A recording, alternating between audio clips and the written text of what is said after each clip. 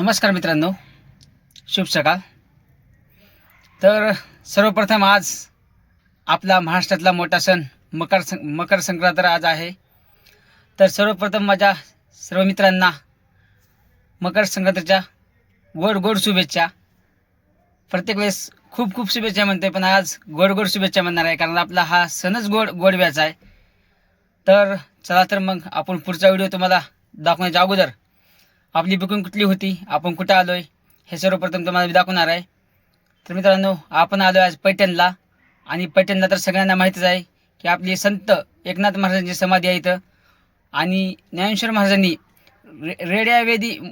रेड्यामुखी वेद बोललेले इथं एक ठिकाण आहे, त्या नागघाट म्हणतात. ते पण तुम्हाला सर्व मी दाखवणार आहे.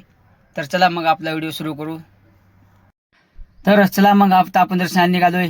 तर हे गोदावरी नदी काठीच वसलेले एक मंदिर आहे, समाधी मंदिर आहे मित्रांनो एकनाथ महाराजाचं. तर आपण दर्शन करायचं पाहता पाय धुवावं म्हणलं आणि जावं आपण पवित्र दर्शन घ्यावं. चला म्हणून आपण आलो आणि चला आपण एंट्री करतोय.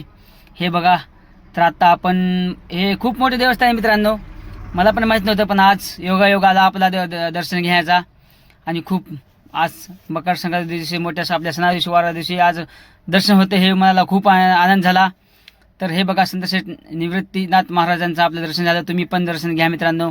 माझी तळमळ असते की आपल्या पण मित्रांना दर्शन घेता यावं म्हणून आपण व्हिडिओ करतो. आणि हे बघा, आपलं दर्शन झालं आणि बावळाच आपलं लगेच दत्त मंदिर होतं. दत्त मंदिराचं पण आपलं दत्तांचं पण आपण दर्शन घेतलं आणि आपण निघालो नागघाटाकडे.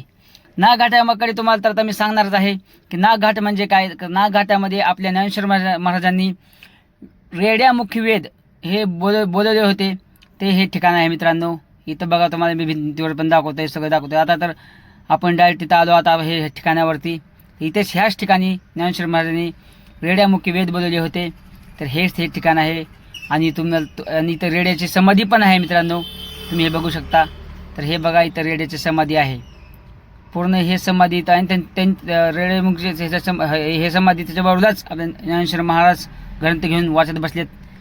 तर चला मग परत एकदा तुम्हाला मकर संक्रांतीच्या खूप खूप शुभेच्छा. आणि तिळगुळ घ्या, गोड गोड बोला.